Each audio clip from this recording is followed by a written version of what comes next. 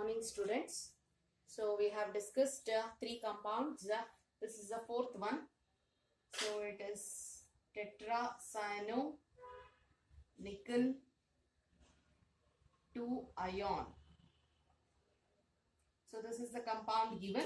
So we need to find out now the hybridization, its magnetic properties, and we need to write the according to VBT. We need to explain the bonding process here. So nickel, this compound can be written as nickel cyano CN. So tetracyano it is. So we need to calculate the charge on the complex now. So the charge on the complex can be calculated. We know the oxidation number. It is given here. Oxidation number is 2. So plus 2 plus 4, each one with minus 1 charge, that is equals to minus 2. This is the charge on the complex. So on the complex we have minus 2 as the charge. So this is the formula. If at all, if formula is given, then we know the charge. By using this charge, we can calculate the oxidation state of nickel. So if at all, if a name is given, then oxidation state we know. By using the oxidation state, we can calculate the charge on the complex. We can write the formula of the complex. Next, we'll write the electronic configuration. So atomic number of nickel is 28. We'll write the electronic configuration of nickel. First we'll write, and then we'll move on to the nickel 2 plus, because the metal is in plus 2. Oxidation state of metal is in plus 2. So first we'll write it for nickel. It is 28. That is argon 18. 4 is 2. 18 plus 20. Then 3d8 it is. So electronic configuration of nickel, argon, 3d8, 4s2.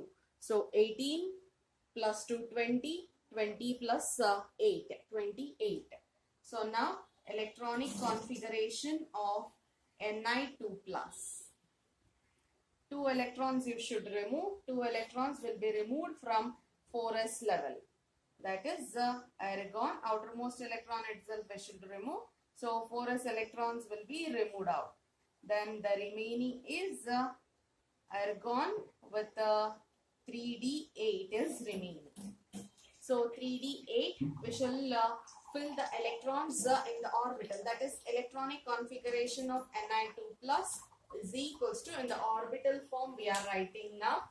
So orbital form will observe. So 1, 2, 3, 4, 5, 6, 7, 8. So 8 electrons we have filled. So now which is our ligand? Cyano group. Cn minus is our ligand. Since Cn minus is an strong field ligand, it is an strong field ligand, rearrangement takes place. How the rearrangement takes place? This electron is going to shift to this position. The electron from this orbital will be shifting towards this position. Then what happens? How it changes? We shall see. 3, 4, 5. So the electrons will fill. So it is 2. Again in this orbital it is 2. This orbital is with 2. So fourth orbital, this electron comes here. Then in the fourth orbital also once again 2 electrons are there. So if 2 electrons are present, then this orbital will be empty. The fifth orbital will be empty.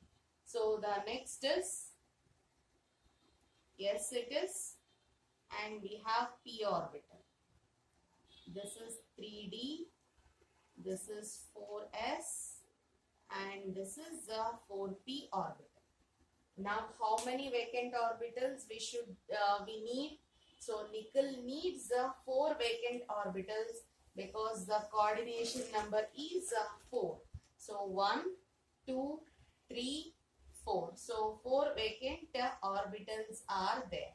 So these 4 vacant orbitals will undergo hybridization to form orbitals with equal energy. Now in this case, the orbitals are not with equal energy, they are with different energies now. So it undergoes hybridization to give the orbitals of equal energy. What type of hybridization it is? D, S, P how many? P2.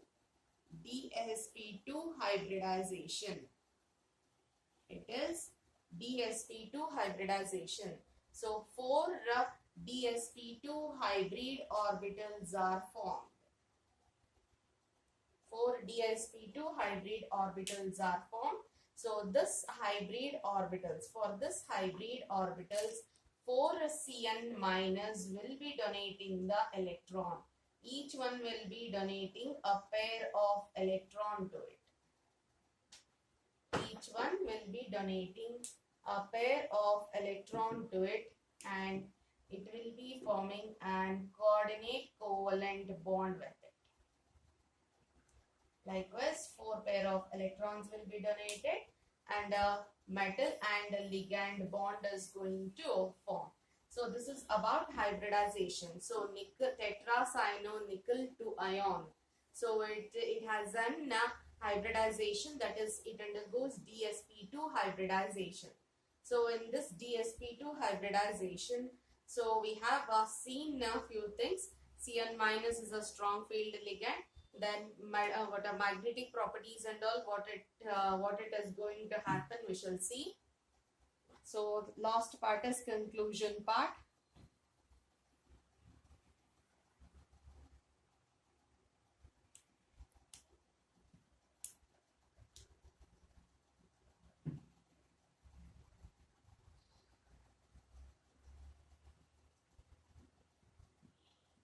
Hybridization. We have DsP2 hybridization. Next, we require magnetic properties. So before that, geometry will write. What is the geometry? DsP2 means it is square planar geometry. Square planar geometry. Next is magnetic properties. What about the magnetic properties?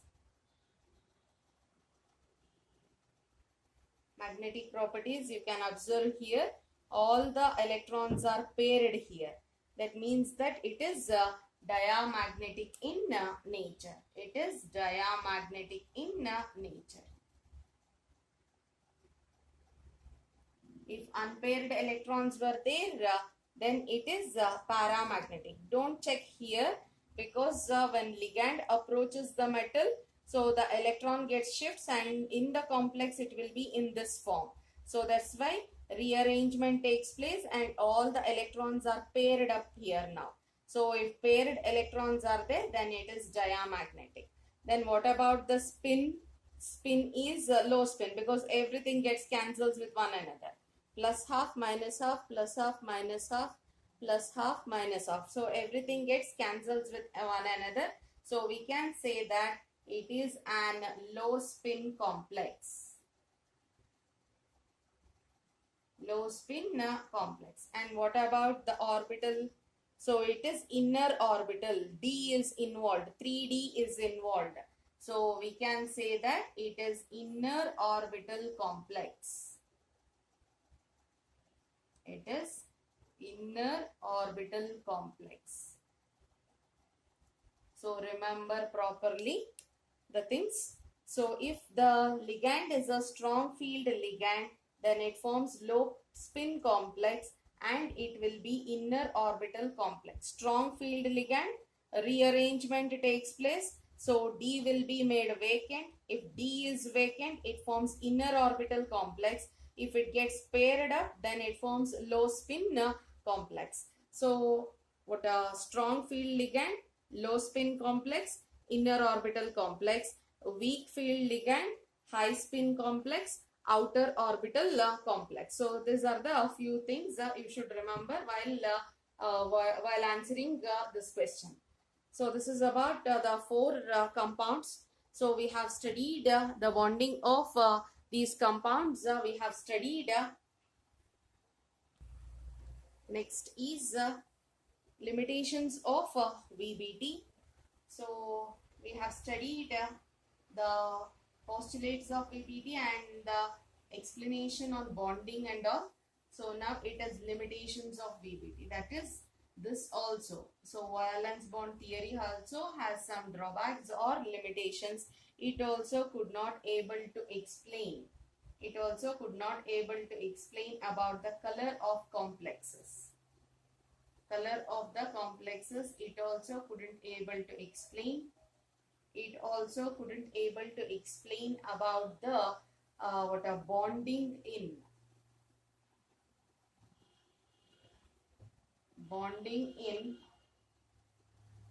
tetrahedral and square planar complexes.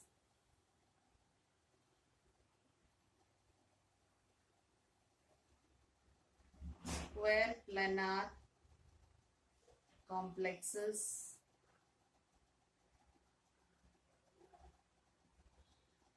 with coordination number 4. It also could not able to explain about the thermodynamic and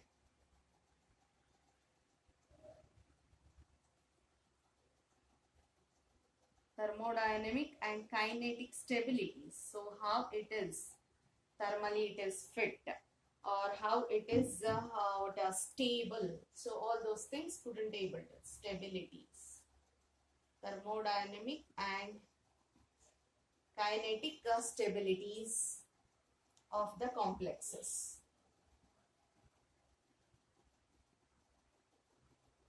Of different complexes.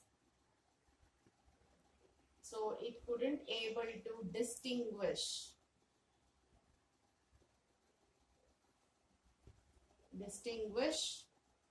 weak field ligand and strong field ligand. It's just said about the thing whether the ligand is an weak field or a strong field, but exactly it couldn't able to explain. Actual thing is this weak field ligand and strong field ligand concept comes under CFT, that is crystal field theory. So, but in VBT, if at all, if without telling these things, if at all, if I explain those things, means you cannot understand why it is happening in in one of the case like this, and in another case it is like this. You cannot understand. So for that reason, we have used this concept of CFT in VBT while explaining. But this was not the exact concept of VBT. They just mentioned there is a difference, but they couldn't able to exactly tell what is the difference between the ligands and all. So these are the few important limitations of VBT, and these limitations will be overcome by CFT. That is crystal field theory. So next we'll study about crystal field theory, that is CFT.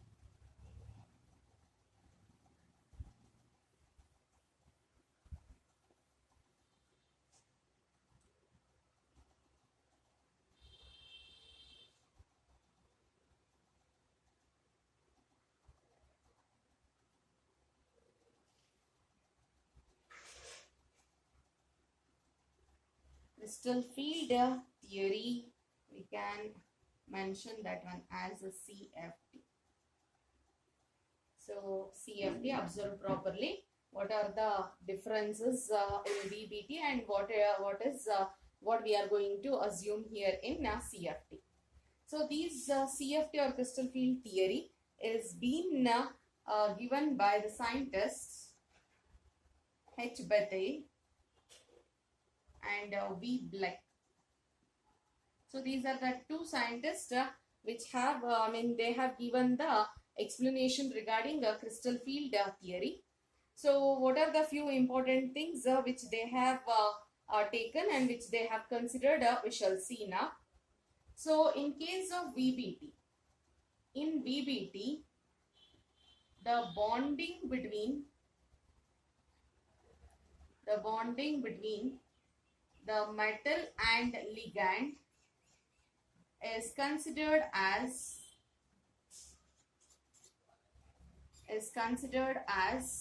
in VBT it is considered as covalent. So we have written covalent coordinate bond or coordinate covalent bond, we have written. So in case of VBT, the bonding between the metal and the ligand is being considered as purely covalent in nature.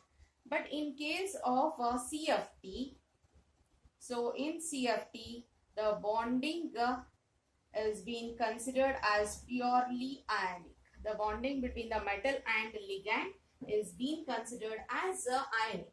How it is ionic, we shall see. And we know that if the bonding is ionic, then we know that it is an interaction, that is electrostatic interaction. Electrostatic interaction. It is an electrostatic interaction.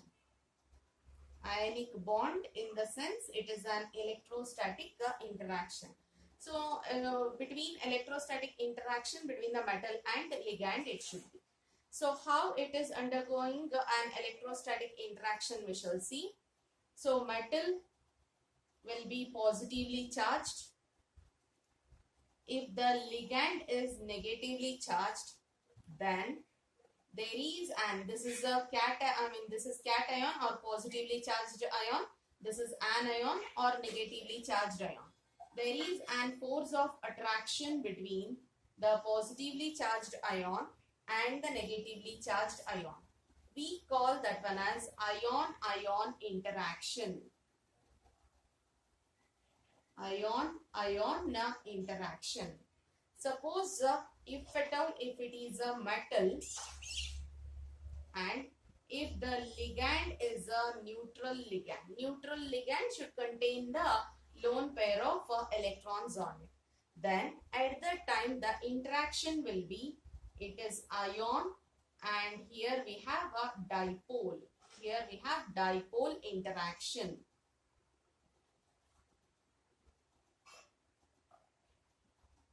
So CFT considers the bonding as ionic bonding.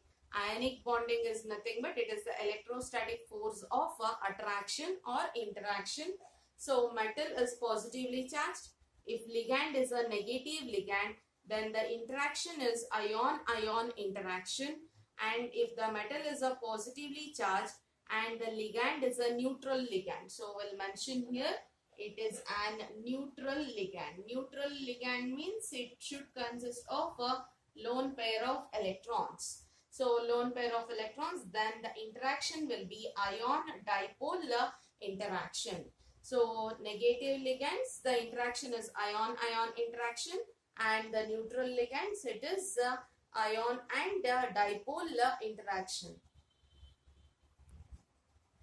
So metal, we have seen either it will be ion-ion interaction or ion-dipole interaction. So in the case of metal, we know that d orbitals are involved in the complexes, or d orbitals are involved in bonding.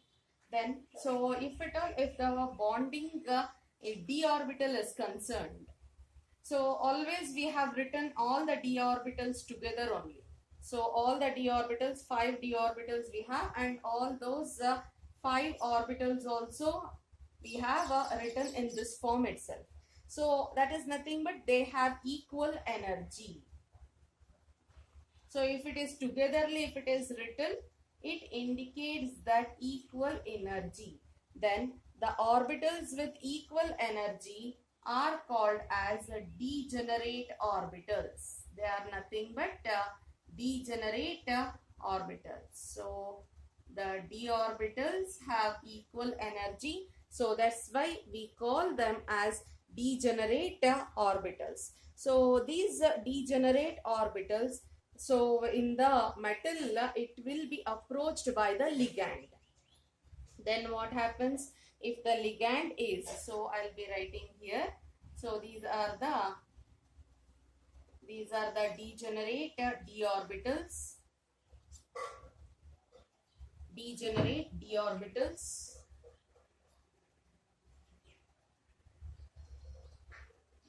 Degenerate d orbitals we have.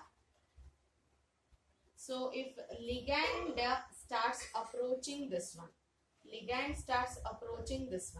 then ligand will be having electrons.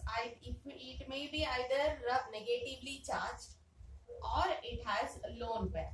The ligand will be consisting of either negatively charged or a lone pair of electrons on it. In metal, that is in d orbitals, in the metal d orbitals, few electrons will be present. Either it is 4 or 5 or some electrons will be present. So there will be a repulsion between these electrons and these electrons. The electrons of the ligand and electrons of the metal. There will be an repulsion will be there. So if there is a repulsion, then what happens? The energy of these orbital will be increased. The energy is going to increase. These orbitals energy increases. If energy increases, it will be raised to higher energy level. It will be raised to higher energy level. So observe properly. So we have a d orbital, degenerate d orbitals we have.